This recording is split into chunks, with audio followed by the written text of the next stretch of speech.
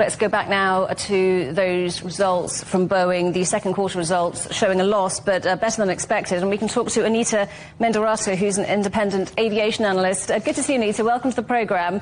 So we are talking about a loss for Boeing, aren't we? But a smaller one than previously. So does it look like things have now finally turned around for the company?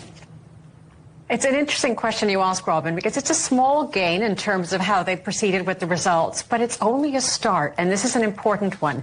The new CEO coming in, as you just mentioned, is just on the eve of his first anniversary, and he's demonstrated remarkable financial discipline when he looks at actually managing the business and interrogating it from every angle. So the gains that we're seeing in the results being listed today are very important, but they're only a first sign, and that's why even when the CEO was speaking today, the tonality was one of very much confidence, but cautiousness, and recognizing there's still a lot of delivery that needs to be demonstrated, not only in the aircraft to the customers, but also internally in terms of the unity of the staff, confidence from the regulators, and very much investor and customer confidence again to make sure the orders continue to come through and the rate of production remains strong.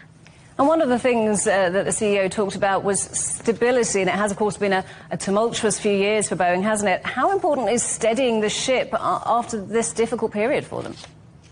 It's such an important aspect of the recovery of Boeing, because if we rewind a year from now, just before Kelly Ortberg took office as CEO, this is when Dave Calhoun was going out. And the first quarter of this year was very much focused on Senate hearings, challenges from regulators, and the bubbling of the strike that was just about to take place from September onward, with 30,000 staff basically tools down on the main production lines of the 737 MAX. So the new CEO came in, and really what he needed to do was exactly as you say, establish stability. And stability in this case is all about credibility. Credibility internally as the leader who's listening to the staff and listening to what their concerns are as very proud, very loyal members of the Boeing community, but very much fed up.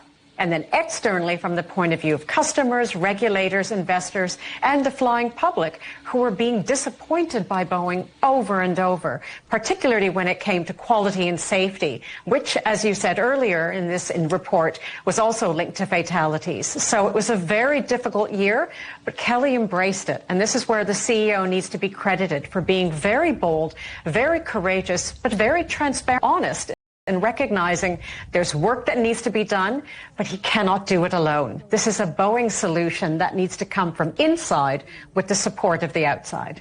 So you touched there on some of the production problems that Boeing suffered, and they have now cautiously increased production, haven't they? But still some supply chain issues on the horizon, tariffs, of course. How much of a problem could both of those be? The tariff issue is a significant one because over 70% of an aircraft's parts come from outside. So there will be tariff impact, which is going to have an impact on supply chains and on cost. This can't be avoided. So it needs to be, again, very carefully managed. And it's very much, again, making sure that as much as production is increasing, that the regulators, the FAA, is still very happy that the quality is being put back into the DNA of anything that has the Boeing name on it. Anita, great to talk to you. Thank you so much for coming on the programme. That's Anita Mendiratta, the independent aviation analyst. Thanks so much.